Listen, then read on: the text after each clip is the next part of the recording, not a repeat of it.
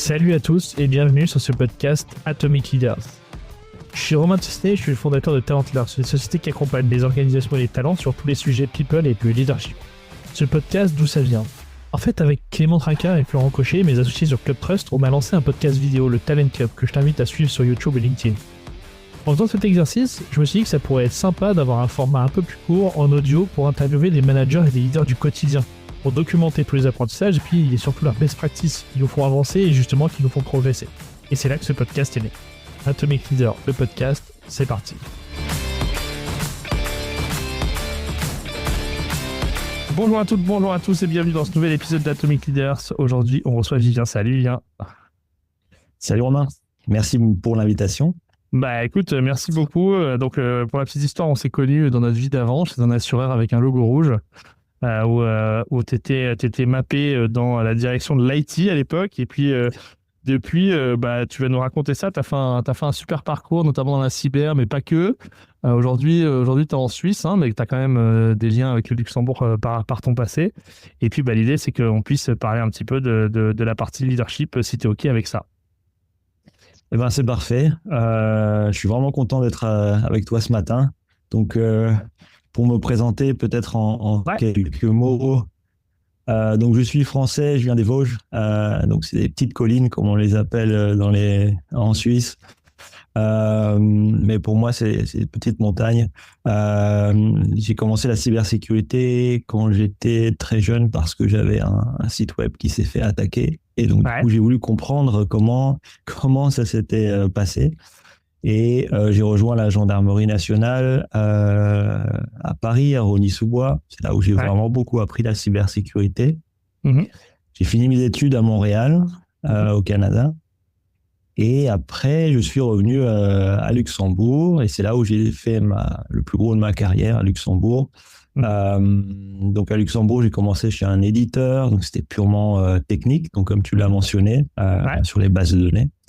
Après ça, c'était une partie beaucoup plus consulting, donc chez un Big Four. Et j'ai aussi travaillé pour une banque, une clearing bank, on peut l'appeler. Et puis finalement chez un assureur au logo rouge, pour finir finalement pour un hôpital, donc le ministère de la Santé à Luxembourg, et tout allait très très bien, jusqu'à ce que ma vie finalement me fasse changer de Luxembourg à la Suisse. Et aujourd'hui, je travaille pour une grande compagnie d'assurance suisse basée à Zurich, porte le même nom, et je m'occupe de la partie cybersécurité. Super, très, très clair. Alors, tu vas nous raconter un petit peu ton parcours. Et dans ce parcours, en fait, donc nous, ici, on va parler plutôt de leadership, de management, etc. Tu as vu différents environnements, publics, privés, de grande taille, de plus petite taille, etc. Finalement, est-ce que avec ce parcours-là, tu t'es forgé des grandes convictions personnelles sur le collectif, sur le management en général? Alors du coup, oui, le niveau de management est complètement différent. Quand on commence avec un management purement militaire, c'est très carré, très organisé. Il y a une hiérarchie qu'il faut respecter. Ensuite, quand on passe à un milieu, je dirais un peu plus bancaire, alors là, du coup, le milieu bancaire, pour moi, on respecte toujours cette partie hiérarchique. Il y a une partie un petit peu... il y a une partie où on nous donne de la liberté. Je pense qu'à cette époque, mon manager m'a beaucoup appris. D'ailleurs, c'est devenu un ami avec qui je converse toujours. Et lui, son management, c'était surtout de faire confiance aux gens. Et ça, je l'ai appris là, et c'est quelque chose que j'ai toujours gardé, la confiance. Ensuite, quand on arrive à un Big Four, on a, je dirais, un peu plus de liberté, mais on a aussi un peu plus de pression, puisque évidemment... dimension conseil. Ouais, voilà, c'est exactement ça. Il faut que ça soit parfait. Donc, une sorte de perfectionnisme qu'on apprend. Et donc, du coup, on se dit, le perfectionnisme, est-ce que c'est juste moi ou c'est les gens qui sont au-dessus et les gens qui sont en dessous? Et bien, finalement, on se rend compte que finalement, la couche de perfectionnisme doit se vérifier et doit être coachée finalement depuis le stagiaire finalement. C'est pas juste le junior, c'est le stagiaire.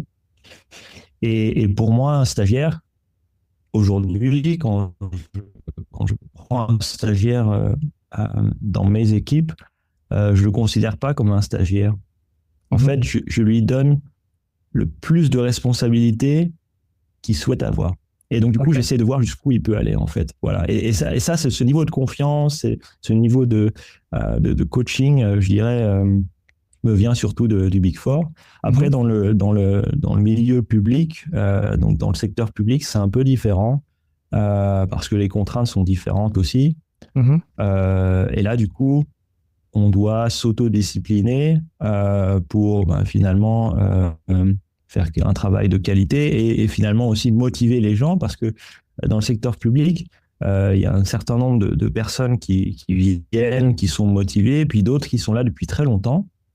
Et gérer des gens qui sont là depuis très longtemps, c'est difficile parce que ils veulent pas forcément innover, ils veulent pas forcément changer les choses. Et donc, du coup, j'ai dû adapter un style de management un peu différent, qui est plutôt un management sur la confiance, sur partager les choses avec les gens, en fait, faire en sorte que les gens travaillent avec nous et pas pour nous. Ça, c'est vraiment important. Et puis de leur donner finalement une liberté qu'ils n'avaient pas, en tout cas, conscience d'avoir. Et en gros, j'ai appris quelque chose qui est vraiment important et que j'utilise aujourd'hui, c'est don't ask permission, ask forgiveness. Donc en fait, je demande pas, je souhaite qu'ils ne demandent pas la permission pour faire quelque chose, mais qu'ils aillent, qu'ils innovent, qu'ils fassent des choses. Et puis si ça marche pas, tant pis, ils demanderont pardon. Voilà. Voilà. Ok. Ouais, c'est intéressant. Donc, du coup, là, tu as été confronté à un truc qui t'a obligé finalement, parce que évidemment, ils étaient plus anciens et plus nombreux que toi, donc il t'a obligé finalement à inculquer une espèce de changement de mindset en apportant un niveau de protection là-dessus. Et donc, quand tu poses ce truc-là dans le secteur public, qu'est-ce que tu perçois en fait? Ils essayent, en fait, ils font des petits tests pour voir s'ils prennent une tarte. Et puis quand ils voient que ça va, ils continuent de plus en plus. Enfin, comment ils s'approprient ce changement de mindset? Ouais, c'est un peu ça en fait. C'est-à-dire que déjà, il faut leur montrer qu'on leur donne confiance et qu'il y a un rôle à jouer, un rôle de rôle modèle finalement, et montrer qu'on peut faire quelque chose de chouette aussi dans le secteur public. Et ça, motiver les gens dans le secteur public, je pense que c'était mon plus grand défi quand j'étais là-bas. Voilà. C'est vraiment difficile. Alors, il y en a qui sont très motivés, qui font ça vraiment par passion et j'ai vraiment rencontré des belles personnes. Et puis il y en a d'autres qui ont besoin quelque part, je pense, de se sentir en vie dans leur métier. Et donc, du coup, leur inculquer finalement de l'innovation, les pousser à innover et finalement pas chercher à les mettre finalement dans une case, mais plutôt à leur demander ce que eux aimeraient faire, en fait. Parce que je me suis vraiment rendu compte que changer une personne, changer un chat pour devenir un chien ou un chien pour devenir un chat, ça fonctionne pas. Si une personne, elle aime bien donner des cours, que ça lui fait plaisir de rencontrer des élèves, etc., eh bien, faut mettre cette personne au bon endroit, en fait. Et ça, dans le secteur public, parfois, c'est pas forcément le cas parce que t'as pas la flexibilité automatique que tu pourrais avoir en privé. C'est ça. Et donc, du coup, parfois, il faut remettre carte sur table, demander à tout le monde de venir se réunir et puis regarder comment on pourrait changer parfois le rôle de l'un avec le rôle de l'autre. Et c'est ce qu'on a fait, en fait, à l'hôpital. Il y a des gens qui ont complètement changé de rôle. Et en inversant, en fait, les rôles, ils ont senti une sorte de dynamisme et finalement, ils ont fait différemment. Et finalement, on a fait de la synergie, quoi. Avec du vieux, on a fait du nouveau et tout le monde était content. Voilà. Ouais, c'est intéressant. Aujourd'hui, donc là, on a parlé du secteur public. Aujourd'hui, c'est intéressant parce que tu as une double problématique managériale à gérer, enfin problématique et un double challenge, de ce que j'ai compris de nos échanges. Hein. Tu vas nous en parler. Le premier, c'est que déjà, tu gères des gens en étant basé à Zurich, mais des gens qui ne sont pas avec toi tous les jours. Donc déjà, il y a une dimension internationale, multilocale de ce truc-là. Et le deuxième, c'est que je comprends que dans ton métier actuel, vous avez aussi diversifié les services et en plus de la cybersécurité, vous faites aussi du conseil. Donc du coup, tu as finalement deux populations un peu différentes, avec une population d'intrapreneurs et une population de, pardon du terme, mais de techniciens, de geeks de l'IT. Et donc toi, en termes de leadership, comment tu gères ces deux niveaux de complexité-là? Alors oui, c'est assez compliqué parce que donc au niveau des assurances, juste peut-être pour recadrer, on a une partie de personnes qui sont plutôt geeks, comme tu les as appelés, qui eux sont drivés finalement par la technique. En fait, si on leur parle d'autre chose que la technique, ça marche pas. Et on a besoin de ces gens-là parce que c'est nos experts. Par contre, c'est pas les personnes qu'on va mettre en face d'un client parce qu'un client, il va vouloir peut-être quelque chose d'un peu plus simple, savoir finalement au niveau stratégique qu'est-ce qu'il devrait mettre en place. Et donc, du coup, les skills sont complètement différents. On a vraiment deux skills différents. Tu travailles pour l'interne et l'externe ou que de l'externe? Enfin, en fait, c'est qui alors tes clients? en fait, c'est les deux parce que les clients internes, ce sont ce qu'on appelle les souscripteurs. Donc, ce sont les personnes qui vont souscrire un risque cybersécurité. Okay. Et donc, du coup, on fait des analyses de risque pour l'interne pour donner un avis finalement sur un client, si on l'assure ou pas. Et puis, on a la partie externe où on va finalement donner des services de cybersécurité à nos clients externes. Donc, il y a vraiment deux approches complètement différentes. Donc, ceux qui étaient en interne, qui sont finalement le legacy, hein, puisque notre team s'était basé que de ça. Hein. À l'époque, il y a 3 ans, en fait, il n'y avait que des gens de l'interne.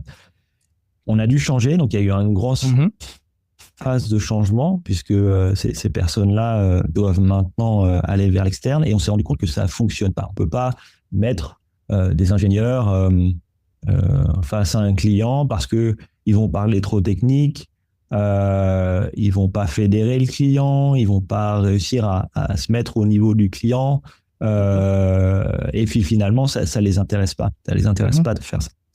Alors du coup, on a dû recruter des personnes complètement différentes, donc des personnes plutôt intrapreneurs, donc des personnes qui savent aller chercher un client. Et là, on a pensé tout de suite, on va aller frapper à la porte des Big Four et on va aller chercher des personnes dans un Big Four qui ont des consultants. Et au final, on s'est rendu compte que c'était pas forcément la bonne idée. Alors pourquoi ?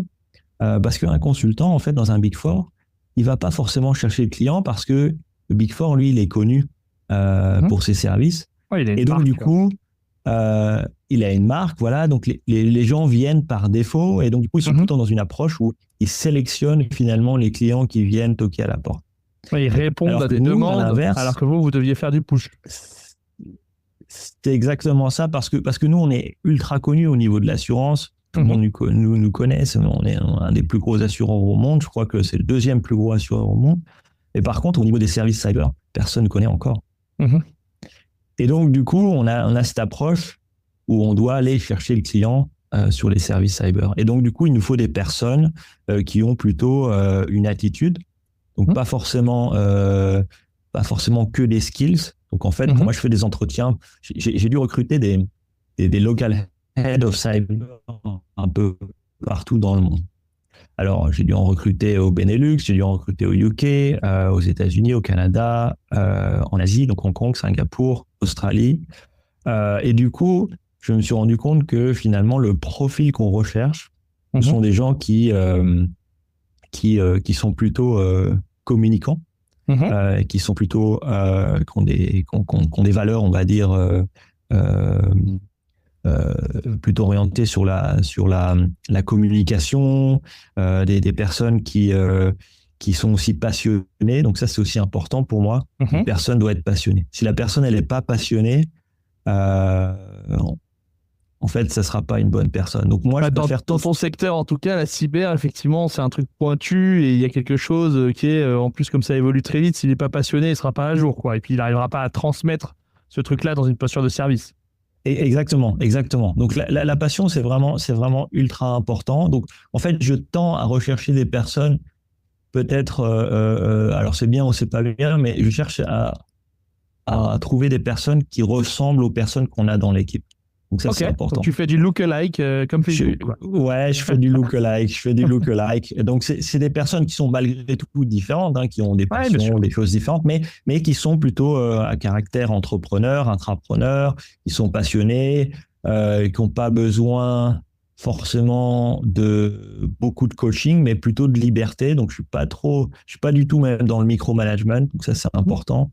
Je préfère donner la liberté aux gens. Comme je l'ai dit tout à l'heure, je leur dis, me demandez pas de permission, demandez-moi pardon, ça marche pas, mais il faut y aller.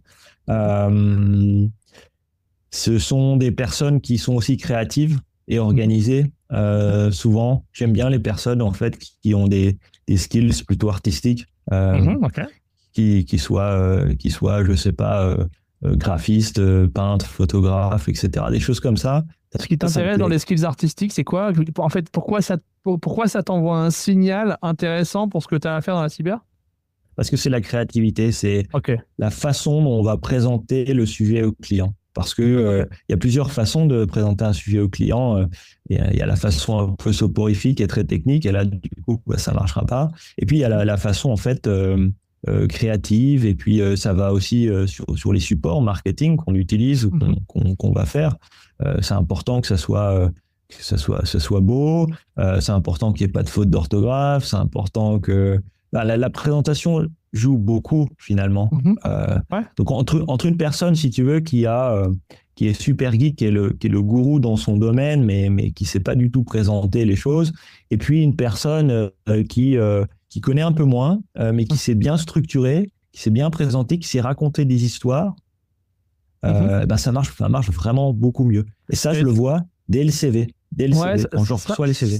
Ça m'amène une question intéressante, c'est que pour pouvoir être au bon niveau de jeu avec un client d'une envergure internationale comme ceux que vous targetez, tu as besoin des deux. C'est-à-dire qu'en fait, tu as besoin du fond et de la forme. Donc, tu as besoin à la fois du super méga geek expert et à la fois du super consultant qui va présenter finalement le deal. Comment tu les fais travailler ensemble, ces deux-là? Parce que, en fait, ces deux-là, il y a pas mal de boîtes et pas mal de monde dans lesquels ils se tapent dessus. Il y en a un qui vend des trucs et l'autre qui lui dit que c'est pas possible, etc. Puis de l'autre côté... il y en a un qui comprend pas ce dont la personne client-facing a besoin et donc du coup tombe toujours à côté. Comment toi, tu arrives à ou tu as réussi, ou tu essayes en tout cas de les faire bosser ensemble? C'est quoi ta technique? Alors, la technique, c'est basé sur une culture assez familiale en fait. Donc même si on est tous présents aux quatre coins du monde, donc l'équipe est partout. On essaye de se connecter tout le temps. Donc ça, c'est important que tout le monde puisse se connecter tout le temps. Donc je fais des réunions assez régulièrement pour que tout le monde puisse se connecter. Et j'ai mis en place en fait des ambassadeurs. Alors des ambassadeurs, c'est quoi? C'est une personne qui va avoir un rôle spécifique dans un domaine spécifique. Donc par exemple, j'ai un ambassadeur pour ce qu'on appelle le Cyber Risk Quantification, j'ai un ambassadeur pour les pentests, j'ai un ambassadeur pour le SOC, des choses comme ça. Ce sont des techniciens, hein? Ce sont des techniciens, voilà, qui ont fait le devoir en fait d'harmoniser la proposition partout dans le monde. Et donc du coup, pour harmoniser la proposition partout dans le monde, eh bien ils doivent s'aligner avec les pre-sales, avec les commerciaux finalement. Et jusque-là, ça fonctionne très bien. Donc, c'est drivé par la tech d'abord. C'est quand même drivé par la tech, ouais. C'est de l'empowerment, si tu veux, sur un service particulier. Et ensuite, les pre-sales apprennent de ces gens-là et rendent la chose plus simple. En fait, c'est plutôt dans ce sens-là. Donc, c'est-à-dire c'est intéressant parce qu'il y a pas mal de boîtes de conseils et c'est intéressant parce que du coup, ça vient peut-être de votre ADN assurance, mais il y a pas mal de boîtes de conseils qui font l'inverse. C'est-à-dire, c'est celui qui parle au client, qui drive et qui sous-traite un bon de commande à la tech. Alors que chez toi, c'est la tech qui crée un truc une solution et qui a la responsabilité de faire monter en compétence le pre-sales sur sa solution. C'est ça que tu dis, hein? C'est exactement ça. Et donc, du coup, le pre-sales aura finalement le rôle de rendre la chose plus simple et compréhensible pour le client et de finalement extraire finalement juste l'essentiel de ce que... Le crash test. Exactement, voilà. Ok, il fait le crash test, c'est-à-dire que si lui, il arrive à le comprendre, il arrivera à l'expliquer. Exactement. C'est exactement ça. En fait, c'est rendre un sujet complexe simple, comme l'a dit Einstein, je crois. Si on arrive à rendre un complexe compliqué simple, c'est qu'on l'a bien compris et qu'on arrivera à bien le transmettre.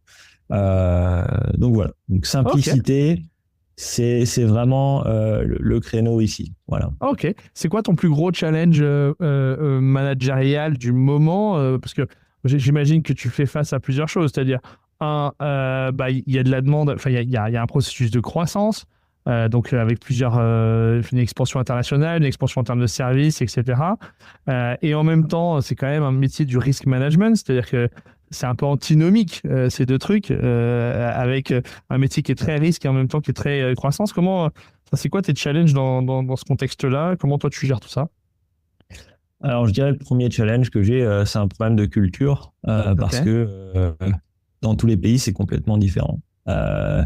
Si, par exemple, je vais vendre un produit pas cher en Suisse, les gens vont se poser la question, vont dire pourquoi c'est pas cher. Moi, j'ai l'habitude. Voilà, la qualité est vraiment importante.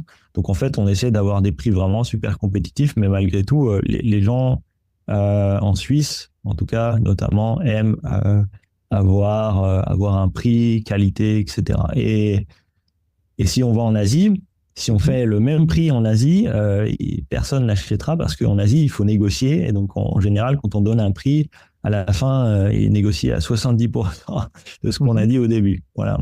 Et ça crée quoi en termes de challenge managérial? Parce que bon, ça, c'est le challenge client, mais du coup, à l'intérieur de tes équipes et de la façon dont tu les gères, du coup, ça crée en fait une compétition. Enfin, c'est quoi le risque associé à ce truc-là? Alors, le risque, c'est qu'en fait, les skills ne vont pas être du tout les mêmes pour les pre-sales qui vont vendre. C'est-à-dire qu'un pre-sales en Asie, c'est quelqu'un qui sait négocier sur un marché, par exemple. Voilà. Alors que les skills d'une personne en Suisse, c'est plutôt savoir démontrer de la qualité, être beaucoup plus organisé, venir plus avec justement son copain geek pour expliquer qu'on est bon. Voilà. Alors que en Asie, on va plutôt faire confiance au pre-sales parce que tout est basé sur le prix. Enfin, souvent, c'est basé sur le prix, en tout cas. Même si, évidemment, la qualité est aussi importante pour eux. Donc ça, c'est un premier, je dirais, premier challenge que j'ai. Deuxième challenge, pour revenir plutôt à ta question sur la partie risque. C'est que bien évidemment, il faut pouvoir faire comprendre aux clients que les risques ne sont pas simplement des risques financiers, mais aussi des risques réputationnels. Et donc, du coup, ce que moi, je demande à mon équipe, en fait, c'est de partager leur expérience. Donc ça, c'est vraiment important pour leur expliquer que finalement... pour tel ou tel client, en fait, il faut donner des exemples, il faut partager sur ce qui se serait passé ou qui s'est passé. Je dirais, c'est en termes de managing, en tout cas pour moi, c'est que je dois m'assurer que le discours de chaque pre-sales est un discours finalement honnête, basé sur leur feedback, sur leur ressenti. Et donc du coup ils ont des cours en fait de storytelling, voilà. Donc ça c'est un truc qu'on a aussi chez nous. C'est une compétence spécifique dont tu as besoin parce qu'en cyber, pour que le client se rende compte de ce qui se passe, c'est ça. Il faut qu'on lui raconte une histoire qui s'est mal finie. Oui. Souvent, on est en cybersécurité, donc souvent ça s'est plutôt mal fini. Ou alors ça s'est bien fini quand vous êtes intervenu. Ouais, ou en tout cas, c'est assez drôle, en fait. Voilà, il faut donner des histoires qui sont assez drôles, qui malheureusement sont arrivées chez les clients, qui sont, quand même bien finies. Moi j'ai des clients, Ouais, juste pour la petite histoire très très rapide, mais j'ai des clients qui parfois ont des ransomware, donc ces fameux rançongiciels qui vont chiffrer les données sur un poste, et puis finalement on leur demande une rançon. Et bien il y a certains clients qui souhaitent quand même payer la rançon. Pourquoi ? Parce qu'ils ont pas de backup, ils ont rien. Et là, il y a un petit numéro de téléphone en fait qui s'affiche et ils peuvent en fait discuter avec les hackers. Et donc on a un service de discussion avec les hackers pour négocier en fait la rançon. Ok. Et donc du coup, quand on appelle ce genre de ligne, on tombe finalement sur un service très bien organisé puisque eh bien, ça parle en toutes les langues. Pour le français, tapez 1, pour le English, press 2, etc. Et finalement, les gens qu'on a au bout du téléphone sont très, très cordiales et très gentils. Alors du coup, le client, il est content, il dit merci, mais je lui dis, bah non, dis pas merci parce que ils sont en train de te pirater, ils te demandent de l'argent. Mais à la fin, en discutant, eh bien, on a réussi à négocier le prix de la rançon de 70%. 70%. Et ben, le client, il est content. Voilà, il est content. Il a payé sa rançon, mais il a payé 70% de moins. Voilà. Oui, donc toute cette capacité de storytelling, effectivement, qui est alors après, bon, c'est pas le sujet du podcast, mais il y a quelque chose qui est sur la partie montée en compétences. Il y a une compétence spécifique dans ton métier qui est celle de comment on raconte des choses qui se sont passées, sans briser la confidentialité, évidemment. Mais comment on arrive à capitaliser là-dessus. Et d'ailleurs, c'est ce qui m'amène à la question suivante, c'est un truc qui change beaucoup, c'est-à-dire que la cybersécurité, ça évolue beaucoup. C'est quoi votre processus pour rester toujours à la page ? Comment toi, tu te formes ? Comment tes mecs se forment ? Tu vois, comment vous gérez ce truc-là en learning and development ? Ah, ça, c'est une bonne question, en fait. Pour moi, le plus important, c'est d'être dehors. Donc, ça veut dire d'aller dans les salons. Il y a beaucoup de salons en France et ailleurs. Rencontrer en tout cas des gens qui sont dans la même optique. Discuter aussi avec les clients. Parfois, on discute avec des clients qui ont une très très bonne maturité. Donc ça, c'est important. Tu formes tes consultants en partie dans les échanges qu'ils ont avec leurs propres clients. Ouais. Ça, c'est parce que plus on va faire. Parce que vous avez des personnes solides en face, oui. Oui, c'est ça. Donc, on a des clients qui sont en France, qui sont super solides, et on apprend aussi d'eux, et on essaye aussi de leur apprendre aussi notre expérience d'autres clients similaires. C'est ça qui fait en fait la richesse, puisque c'est cette partie un peu benchmarking. Et je pense qu'on apprend plus comme ça que en faisant des certifications. Pour moi, par exemple, quand je recrute des gens, je regarde pas les certifications. Pour moi, ça m'intéresse pas. Je recrute plutôt des gens sur leur expérience, sur leur capacité à me donner un retour d'expérience. Et c'est ça que les gens attendent aujourd'hui.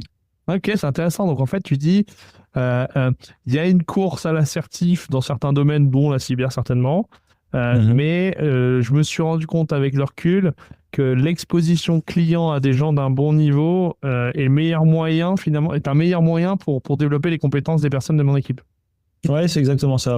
Ouais. Je préfère que les gens puissent discuter avec des experts, même lire des livres, des choses comme ça, plutôt que faire des certifications qui sont assez académiques, qui sont basées sur des questions, des formulations de questions, et à la fin, ça ne veut rien dire du tout. Hein. Donc moi, j'aime vraiment pas les profils avec plein de certifications, par exemple.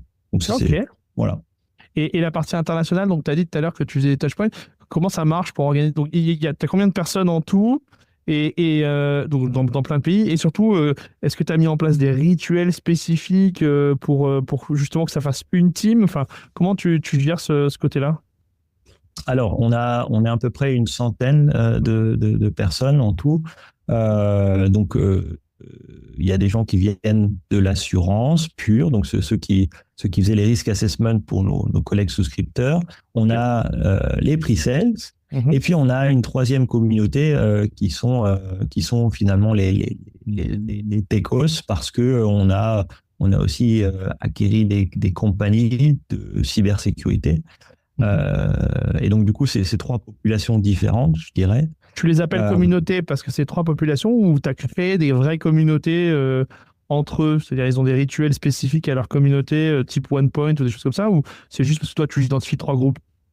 Alors non, c'est juste que j'identifie trois profils de personnes, mais pour moi, tout le monde est au même niveau et j'ai vraiment une culture très très familiale. Mais ils n'ont pas des rituels par sous-groupe. Alors non, il n'y a pas de rituel par sous-groupe. Par contre, ce que j'essaye de faire, c'est souvent de faire des événements. Alors là, par exemple, dans 2 semaines, je fais venir tout le monde de chaque pays ici à Zurich, en Suisse, pour qu'ils puissent se rencontrer. Donc l'idée, c'est qu'on puisse échanger, faire des workshops, partager l'expérience, encore une fois, basée sur le retour d'expérience, mais aussi et surtout, en fait, partager des moments ensemble, apprendre à se connaître. Donc, c'est peut-être un repas, c'est peut-être aller faire du ski ensemble. C'est des choses comme ça et qui, pour moi, ont plus de valeur que parfois juste se mettre autour de la table et dans un environnement un peu strict. Donc, en fait, j'ai une équipe adorable. Je dois l'avouer. Je suis assez content. Et ça vient surtout du fait que les gens sont assez libres de pouvoir échanger entre eux et de faire ce qu'ils veulent. Je gère pas ça comme de manière très autoritaire en fait. C'est plutôt recruter des gens pour qu'ils apportent des choses aussi. C'est important aussi de recruter des gens qui sont meilleurs que toi. Ça c'est vraiment important aussi. Il y en a plein qui sont beaucoup mieux que moi et tant mieux parce que du coup je les développe, j'essaie de me battre aussi pour elles. Certains veulent aller aussi au-delà de la cybersécurité. Enfin voilà, bon, je m'égare un petit peu, mais non, c'est intéressant. Et moi j'ai une autre dimension qui est intéressante parce que de ce que je comprends, ce côté conseil externe, c'est toi qui l'as initié, enfin, ou en tout cas, je ne sais pas si tu étais là au tout début ou pas. Oui. Mais du coup, toi, tu as une double casquette d'intrapreneur et de leader. Et du coup, est-ce que des fois, ça te met dans des arbitrages qui sont, sans être contradictoires, un peu délicats? Enfin, en fait, comment tu gères cet équilibre, toi, entre ces deux postures? Oui, alors parfois c'est difficile, oui, c'est vrai, parce que il faut gérer quand même cette petite entreprise dans la grosse entreprise. Ouais. Il faut aussi faire attention à notre métier premier, parce que notre métier premier c'est l'assurance. Ouais. Donc il y a une partie très politique, je dirais aussi dans mon métier en interne.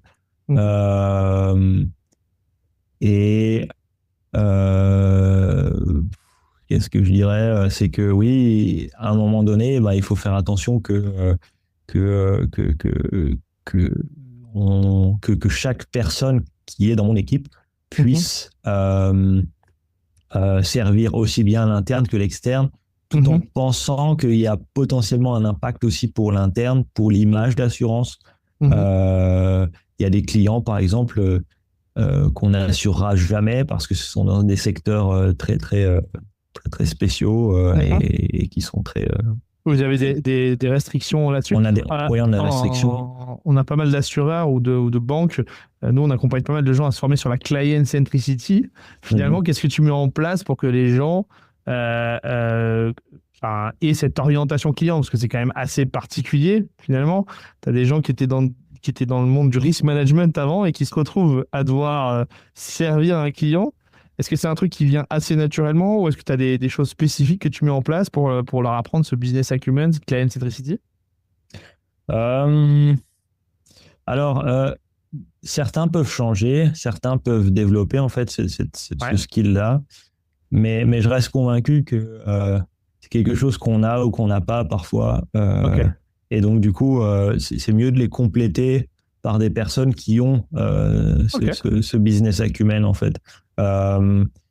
Parfois, en voulant trop changer les gens, en fait, dans mes équipes, j'ai eu par le passé des personnes que j'ai aussi voulu changer. Je me suis dit, tiens, pourquoi tu n'irais pas vers le conseil, etc. Et ils n'étaient pas heureux. Ouais, c'est pas le projet qu'ils ont pour eux-mêmes. C'est pas le projet qu'ils ont pour eux-mêmes. Et je pense que pour que quelqu'un donne le meilleur de soi-même, il doit être mis, oui ou elle doit être mise, en tout cas dans un métier où ils vont sentir la passion, où ils vont être heureux le matin de se lever et de se dire ah, tiens, c'est vraiment ce que j'ai envie de faire. C'est très difficile de changer les gens en soi, en fait, parce que c'est des profils différents. Ce métier de tech, passion. Toi, est-ce que tu as eu des leaders dans ta carrière qui t'ont inspiré et si oui, qui c'était, si tu donnes-nous des noms. Et puis, ils sont contents de l'entendre. Et puis, tu vois, en quoi ces gens-là, ils t'ont inspiré? Est-ce qu'il y a des trucs que tu leur as repris ou que tu essaies de réutiliser dans ton propre leadership? Ouais, je vais peut-être me faire des ennemis aujourd'hui, mais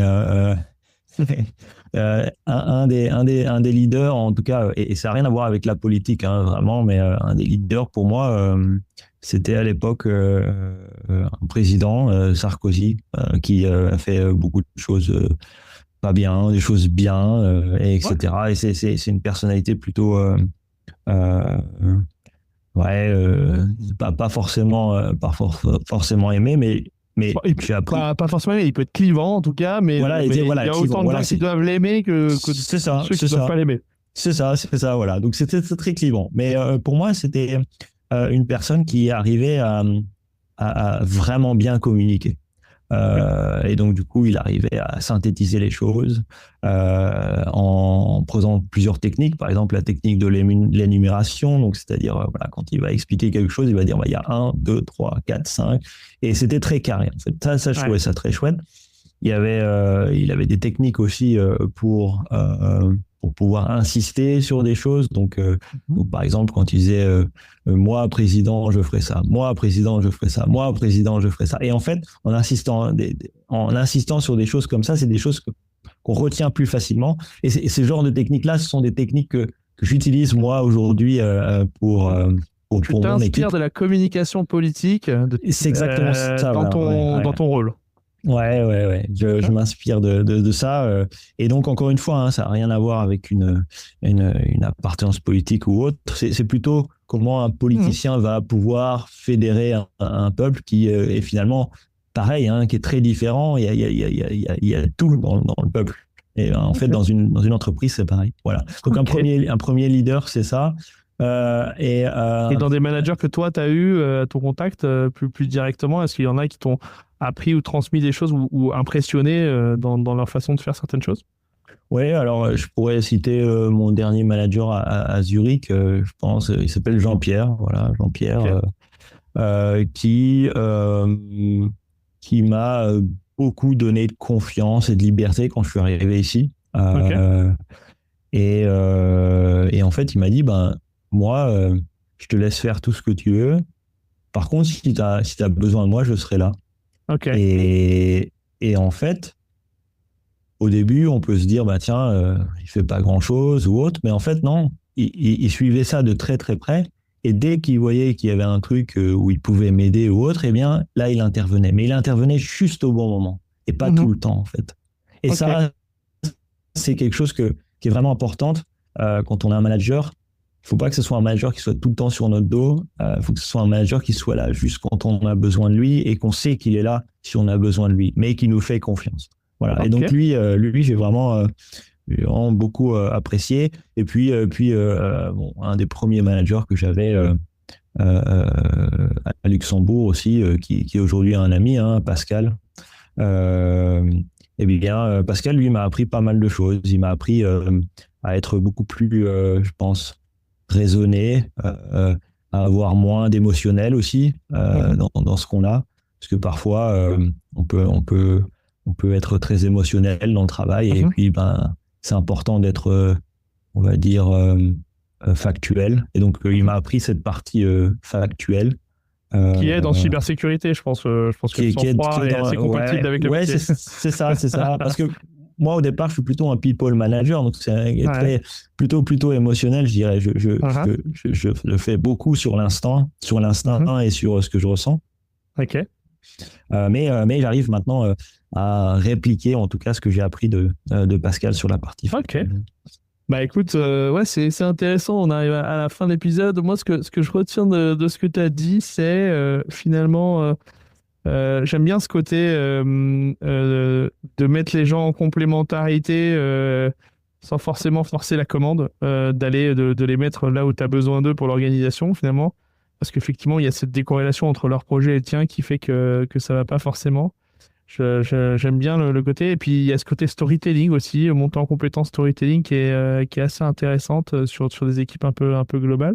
Est-ce que toi, tu connais un leader ou une leader que tu penses intéressant à inviter sur ce podcast? Alors, si il ou elle a un lien avec le Luxembourg, c'est mieux, mais quelqu'un de francophone qui aurait un truc intéressant à nous raconter sur le leadership en général?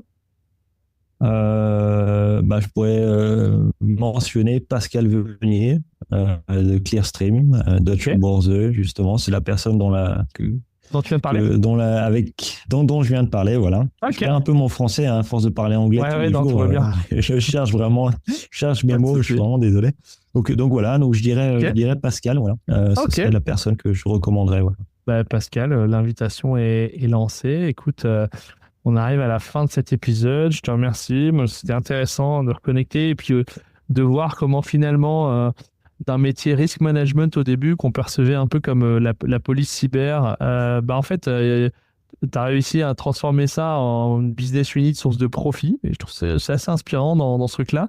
Aussi parce que ça t'oblige à gérer des profils plus intrapreneuriaux que risk management, comme il y a dans pas mal de boîtes. Écoute, fais-nous signe quand tu viens à Luxembourg. On sera content de te recevoir dans notre beau Grand-Duché. Tu vois, aujourd'hui, il fait beau, c'est rare, donc viens vite. Ah, c'est vrai? Oh, waouh! Ici, il fait pas encore beau. Ici, on a ce qu'on appelle le Hortnivel, c'est le... comment on appelle ça? Le fun, voilà, le fun, voilà. C'est-à-dire, c'est ce brouillard où au-dessus, sur la montagne, il fait très beau. Il y a le grand soleil. Mais alors, quand on est dans la vallée, il fait une journée pour aller skier, ça. C'est exactement ça. Voilà. Donc je te laisse prendre ton forfait et puis merci beaucoup. Merci à toi. C'était un super épisode et puis merci à tous de nous avoir écoutés jusqu'au bout. On vous laisse liker, partager tout ça et puis on se retrouve bientôt. Salut, bye bye. À bientôt, ciao.